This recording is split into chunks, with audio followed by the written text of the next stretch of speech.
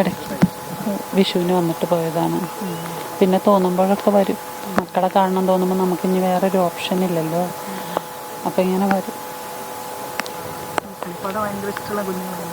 കളിപ്പാട്ടം ഭയങ്കര ഇഷ്ടമാണ്. അതിൻ്റെ ഇടയ്ക്ക് കഴിഞ്ഞല്ല അതിൻ്റെ മേലത്തെ വർഷം ശബരിമലയ്ക്ക് പോയായിരുന്നു. അച്ഛനും മോളും കൂടി പോയി. അപ്പം ഞാനും പമ്പ വരെ പോയിട്ട് പമ്പയിൽ നിന്ന് അപ്പോൾ പറഞ്ഞു കുഞ്ഞ വരുമ്പോൾ പിന്നെ വണ്ടി കൊണ്ടുവരും കുട്ടിക്ക് എന്ന് പറഞ്ഞു. അപ്പം ഭയങ്കര പ്രാർത്ഥനയായിരുന്നു, നന്ന് വണ്ടി കൊണ്ടുവരുമല്ലോ, അപ്പം അത്ര ഇഷ്ടമാണ്. അതുകൊണ്ടാണ് കുഞ്ഞ് ബൈക്കോ എന്ത് മേടിക്കുമ്പോഴും മൂന്നാൾക്കും മേടിക്കും. എപ്പോഴും വലിയ ഇഷ്ടമാണ്. ഞങ്ങൾ എല്ലാ വർഷവും ഒരു കൽപ്പറ്റയ്ക്ക് നിൽക്കാൻ വരലുണ്ട്. മഴയാവുമ്പോൾ കുട്ടൻ പറയും അവളെയും കുട്ടികളെയും അമ്മേൻ്റെ അടുത്ത് പോയി നിന്നോ പറയും. ഇക്കൊല്ലം എന്തോ അവർക്കും തോന്നിയില്ല, ആർക്കും തോന്നിയില്ല.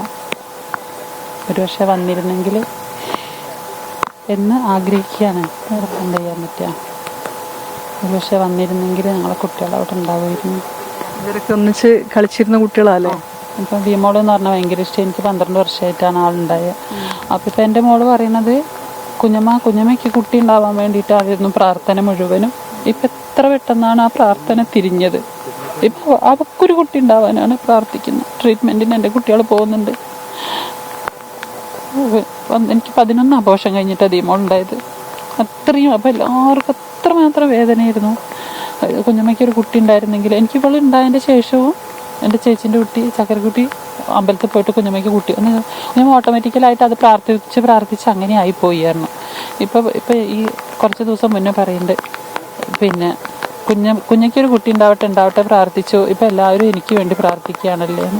ഒന്ന് വേണം, ദൈവം കൊടുക്കട്ടെ, എല്ലാവരും പ്രാർത്ഥിക്കുക. എൻ്റെ കുട്ടിക്ക് ഒരു കുട്ടി അവർക്ക് ജീവിക്കാൻ മുന്നോട്ടുള്ള ജീവിതത്തിന്. മരണത്തിന് അവരെ വേണമായിരുന്നെങ്കിൽ 7 പേരുണ്ടായിരുന്നില്ല അവർ ആ വീട്ടിൽ. 5 പേരെയല്ലേ കൊണ്ടുപോയത്. അപ്പോൾ അവർക്ക് വേണ്ടല്ലോ. അപ്പോൾ അവരുടെ ജീവിതം കൊണ്ട് ബാക്കി എന്തൊക്കെയോ നീറ് ജീവിക്കാനോ എങ്ങനെയോ ഇനിയും ബാക്കി വെച്ചിരിക്കുകയല്ലേ. അതുപോലെ അവരുടെ മുറിവുണക്കാനുള്ളൊരു അതെ. അപ്പം ഞാൻ പറഞ്ഞു, അപ്പം എത്രയായാലും കുഞ്ഞമ്മ അതെങ്ങനെയാണ് മറക്കാൻ പറ്റുക? മറക്കാനൊന്നും പറ്റില്ല, ഞങ്ങൾക്കേ പറ്റില്ല. അത് പിന്നെ നിങ്ങൾക്ക് എങ്ങനെയാണ് പറ്റുക? അപ്പം ഞാൻ പറഞ്ഞു ഒരിക്കലും പറ്റില്ല. പക്ഷേ ഇനി ദൈവം അനുഗ്രഹിച്ച് ഇപ്പോൾ ട്രീറ്റ്മെൻറ്റിന് മിക്കവാറും 1-ാം തീയതി 2-ാം തീയതി ആയിട്ട് ഒരു മഞ്ചേരിയാണ് ട്രീറ്റ്മെൻറ്റിന് പോണത്. അപ്പോൾ വരുമ്പം മക്കൾ വയറിൽ വരികയാണ്. അപ്പം നിൻ്റെ സങ്കടം തീരാൻ പോവുകയാണ് മോളെ. ഇപ്പോൾ ഈ സഹിച്ചതൊക്കെ മാറും. മക്കൾ വരുന്നതോടുകൂടി അവർക്കൊരു ഏത് സമയം ആഴ്ചയിൽ എത്ര സമയം ഇവിടേക്ക് വരും എന്നറിയോ? 3-4 തവണ അവർ ഇവിടെ വരും. അവർക്കൊരു പ്രതീക്ഷ ഇനിയൊന്നും ഇല്ലല്ലോ. അപ്പം എന്തായാലും വരുമായിരിക്കും. ദൈവം എന്തെങ്കിലുമൊക്കെ തീരുമാനിച്ചിട്ട് വെച്ചിട്ടുണ്ടാവുമല്ലോ. മോളുടെ കൂടെ കളിച്ചിരുന്ന ചേട്ടന്മാരാണോ? മോളെ 3 അനിയന്മാരാണ്.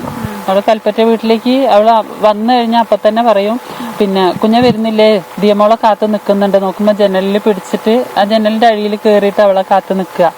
അവള് കൽപ്പറ്റ മക്കളെ കൂട്ടി വന്ന അപ്പം ഞങ്ങൾ അവിടെ എത്തണം. കളിപ്പാട്ടൊക്കെ കൊണ്ടുപോയി കൊടുക്കാറുണ്ടായിരുന്നു ഇടയ്ക്കിടയ്ക്ക്.